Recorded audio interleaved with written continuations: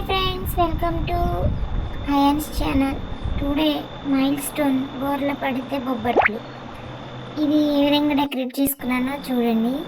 ఈ విధంగా బొబ్బట్లు తెచ్చి ఆకులతో ఈ విధంగా చేశాను. బాబునైతే పడుకోబెట్టాను డెకరేషన్ చేసి. ఆయన ట్రై చేస్తున్నాడు ఏ విధంగా పడాలి, ఎలా పడాలని. చూడండి, ఇదే విధంగా చూస్తా ఉన్నాడు. పడతాడు ఇంకా చూసి ఒక్కసారి సడన్ గా పెడతాడు. చూడండి, మా వీడియో కూడా చాలా వరకు చిక్కలేదు. మళ్ళీ ట్రై చేశాను 2-3 టైమ్స్.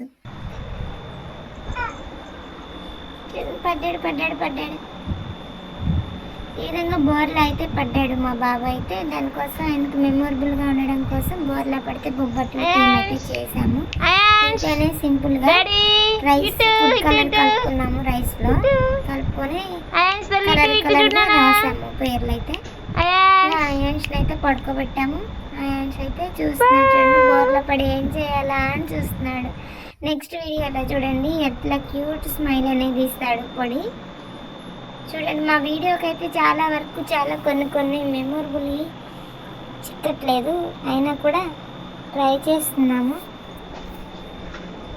ఆయన స్మైల్ ఇచ్చేటప్పుడు అట్లాంటివి వీడియో తీస్తుంటే మిస్ అయిపోతుంది. చూడండి, ఎంత క్యూట్ స్మైల్, ముందుకు కూడా కదులుతున్నాడు బోర్లా పడి. మా చిన్ని కన్నయ్య ఎంత బాగా నవ్వుతున్నాడు. ముందుకు రావాలి. మళ్ళీ ఒకసారి అయితే తీసామండి వీడియో బోర్లా పడుతున్నాడని. అది కూడా పెట్టున్నాం. చూడు, మళ్ళీ బోర్లా పడి మళ్ళీ వెనక్కి పడ్డాడు. పాపం దెబ్బ తగిలినట్టుంది, ఏడ్చాడు. మళ్ళీ తీసాం.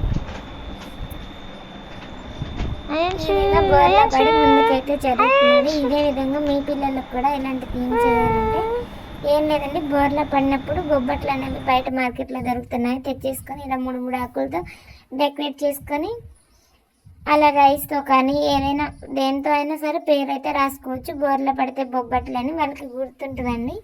ఇలాంటి చిన్న మెమోరీసే వాళ్ళకి పెద్ద అయ్యాక బాగా గుర్తుంటాయి. ఇలాంటి మరికొన్ని థీమ్స్ కోసము, మరికొన్ని వీడియోస్ కోసం మా ఛానల్ అయితే లైక్ చేసి సబ్స్క్రైబ్ చేయడం మర్చిపోవద్దు. Thank you for watching.